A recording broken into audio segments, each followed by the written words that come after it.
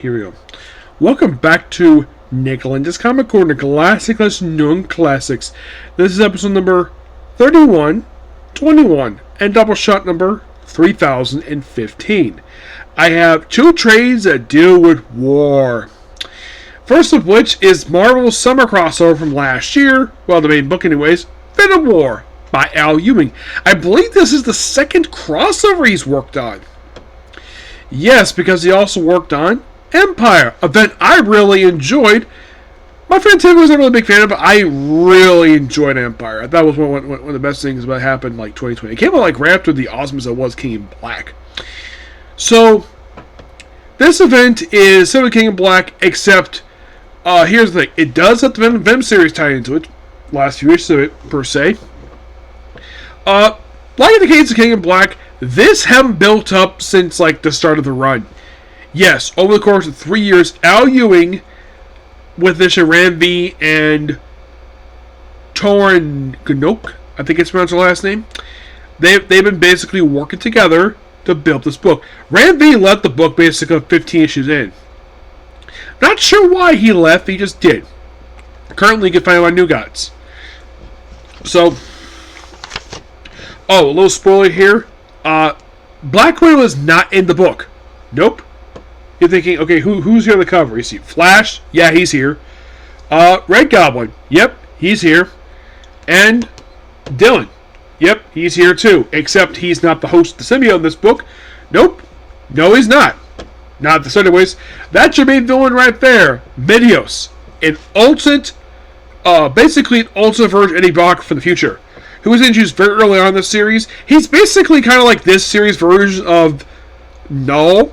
Now, I did talk to Don Nicholas about this guy. He actually loves the guy's design, and he does really enjoy the character.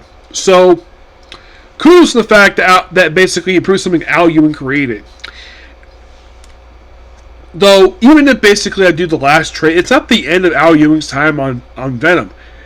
Because he's still writing the character, because it's doing all new Venom, and of course, they actually spoiled the reveal of new Venom today, and they did this yesterday. Everyone thought it was an April Fool's joke, and turns out, yeah, it's completely true. She is it. I'm like, damn. I'm not going to spoil it per se, because Marvel, you screwed up with that reveal. You couldn't wait. You couldn't wait just one more day. Why not just basically just have the figures for them themselves to find out a line? Damn, Marvel. Alright, so there's also this story called Venom Horse 2 by Carlos Nito. The book artwork is done by Ebo Calillo. Yeah. This book just contains the main 5-issue miniseries that is Venom War. On Team Eddie, we have Eddie Brock, Bedlam, the guy who found the start of the book, Tirade, Wild, Team Dylan, it's Dylan, Toxin, this is Byron Waters, who became that during the Extreme Carnage crossover, Red Goblin, Flexo, and Sleeper, Undeclared, the Symbiote, and Peter Parker, Spider-Man. The book starts out in the Grand Garden Arena, and I see this, I'm like, what, they couldn't use the name Madison Square Garden, so they basically created this? Yeah, we're going to war, I'm the champion, and we have this alien dude just accept the guy's challenge, and we have, get this, Crusher Hogan, the guy who fought Spider-Man in a wrestling match back in 2015, he's back here, and everyone's like seeing this, like, oh yeah, and then we have Eddie Brock's group come in, like, where the heck he came from, I don't know, he just felt like, sure looks familiar. Well, I'm a symbiote. You are, come here. And then he proceeds to give him an arm drag. He basically flops him with an arm drag, almost like arm bar. Yep. And of course tries to stop him, but nope. And of course basically it's like, good thing you're right, Crusher. This ain't kayfabe. So clear out the rubberneckers, but keep the drone cameras rolling. I've got a message for the folks at home. This ring is ours. It belongs to Kings in Black. And we'll get it back until we get what we want. Two things. We want my son, and we want my other. Because This is a war for some belt. Some more important. Welcome to the Venom War. You know, and you're reading this like, why the heck is Eddie Brock acting like a babyface wrestler? Who knows? Then we see some first photos from space. We see a flashback to, they don't say Secret Wars, but clearly this is possibly inspired by Secret Wars. It's like the room looks a little different. Yeah, where Spider-Man gets a symbiote. And we see where his time when he was the host symbiote, where he briefly, of course, a few pages, recapping it from the 80s. And then we see, cut the present day, where Peter, by the way, this never happened at all, where basically his face basically just freaks out because of this costume thing. Yeah, something never happened, like the whole mask.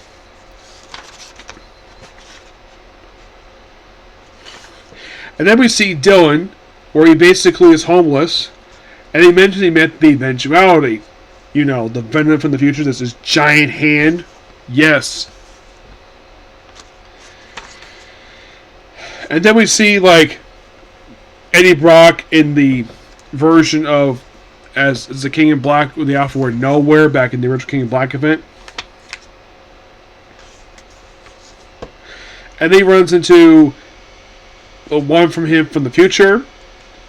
And you read this book, like, it's some of the Blood Hunt where it feels like some stuff is missing, but at least the book is really entertaining. Compared to Blood Hunt, basically, I felt there's a lot more story should be told than the main story. This one actually felt very exciting. Of course, you have Toxin show up here. Who does know him? He's been a supporting character in the Dylan Brock stories, along with Normie Osborn, who also had a brief ongoing. Yes, Normie Osborn as Red Goblin had a brief ongoing series. And there's another character appears in the book. And then we have, let's have Eddie Brock do a Walls of Jericho, and then do a freaking power bomb to the guy who calls himself a symbiote. And then we see Alchemax, who apparently has acquired the Light Foundation. And then we see Carlson Drake here and meet up with Mr. Moranis with the whole thing, the chemical thing.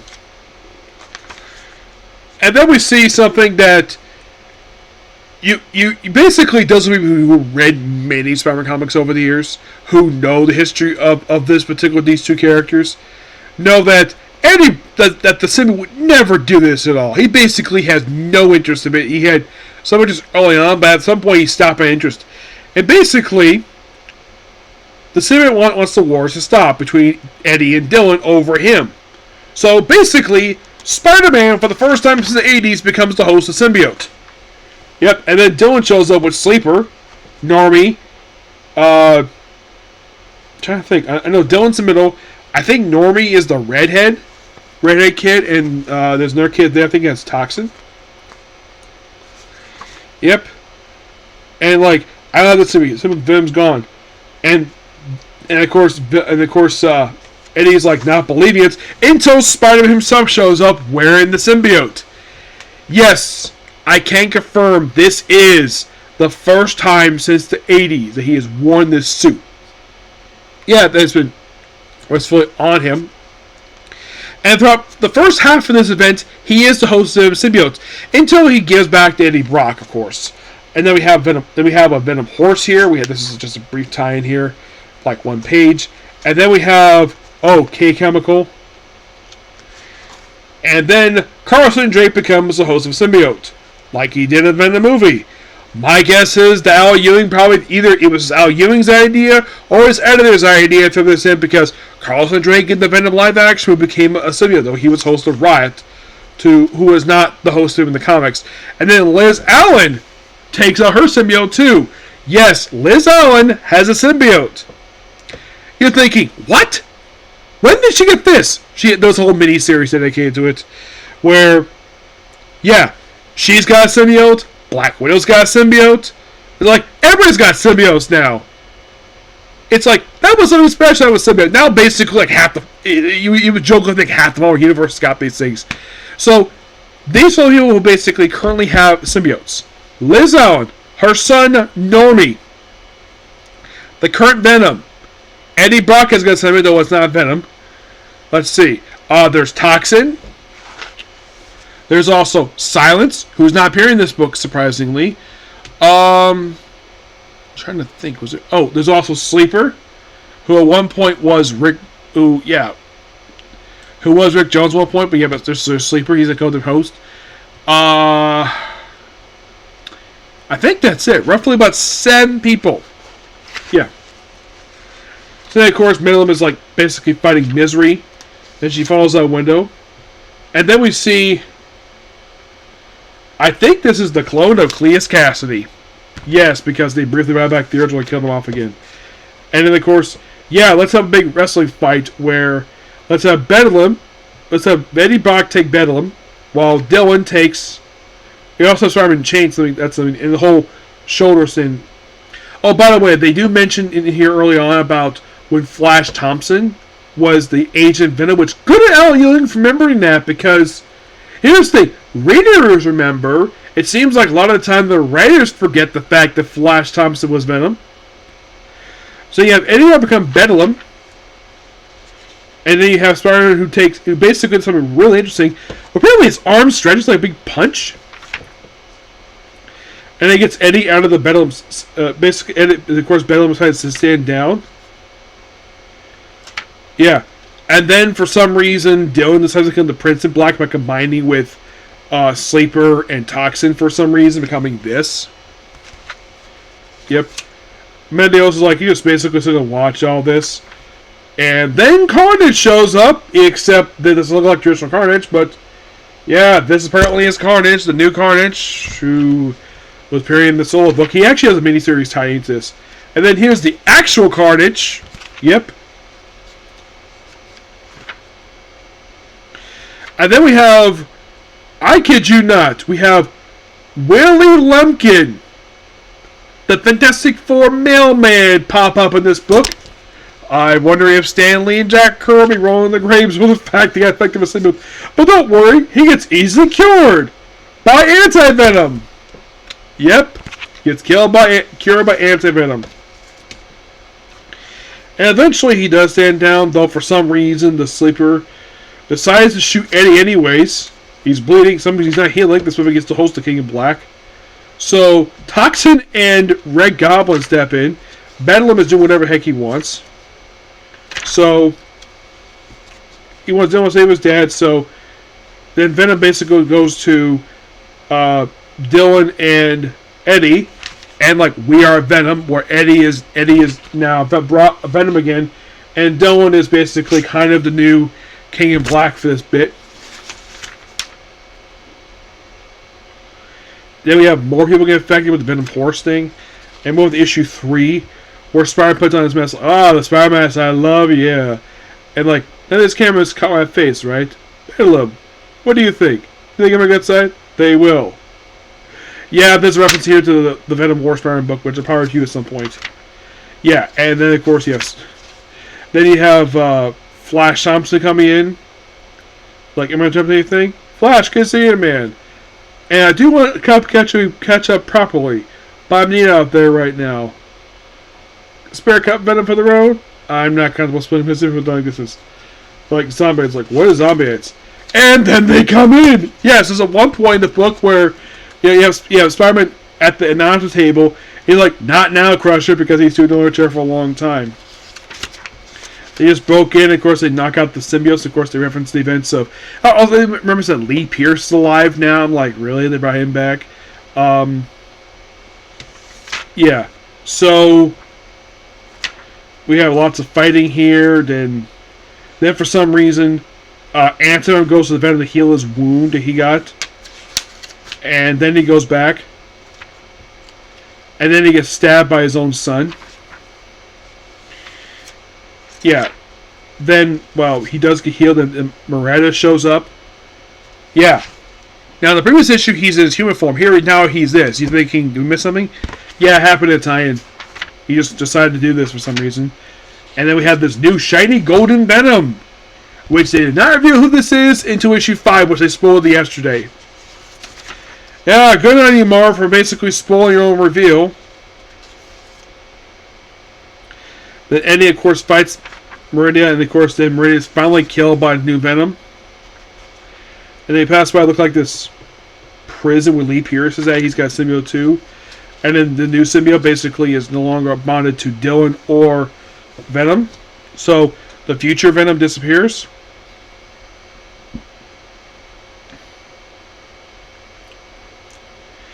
Then, of course, somebody tries to leave. Of course, it was Dylan. Doesn't leave, and then, of course, then Venom leaves. Like, love you, and then shoots at it. Of course, he disappears. Then we have Eddie just crawling into a church, butt naked. And then he decides to make a deal with Carnage. This leads to a brand new ongoing series for Eddie Brock as Carnage, called Eddie Brock Carnage, written by Charles Scholl. Yep. So Eddie Brock has now been host at this point now to Venom, to King in Black, Toxin, Carnage, and Bedlam. Basically 5 hosts, 5 symbiotes now. So he has stuff with the zombie horse. And that's it. Quite interesting book here. Of course, the whole thing of Venom that leads into the all-new Venom book. Still by Al Ewing, of course. No co-writer this time. And there's a mystery a bit. And then they're in this spoiler yesterday. But this book was a lot of fun. Really good book. It's interesting, though, they confined like the main story to Madison Square Garden. They called it the Grand Garden Arena for some reason. You think reading this like, oh, this feels like a tie-in. Nope, this is the main story. Yep, but still awesome. A lot of fun. I give this book roughly a 9 out of 10. Next up we have is Sergeant Rock versus the Army of the Dead. Where it's...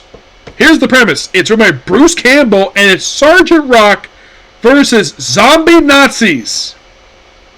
That's your premise for this book, and it's only 6 issues. With Eduardo Russo on the artwork, on the interiors. We have the covers here by Francis Furcovola, Gary Frank, and Brad Anderson. But this book is just pure awesomeness. This book is amazing. Interesting that we have Bruce Campbell writing this. I give this book a 10 out of 10. This book is amazing. But that's literally what happens here. And this is, I think, is one of the most recent things DC has done with Sergeant Rock. Yep. And keep in mind, I got that Venom book, and I got the Batman Grandpa. I got the book, just the book just yesterday. There's actually one book I have here I also got yesterday, too. I'll probably review that maybe tomorrow. Yep. But yeah, that's going to be pretty much a particular review. Please be sure to like, comment, subscribe, turn notifications. And I will see you all tomorrow, probably for more Comic Corners, and who knows, I may start an anime tomorrow, okay? Next video. Bye.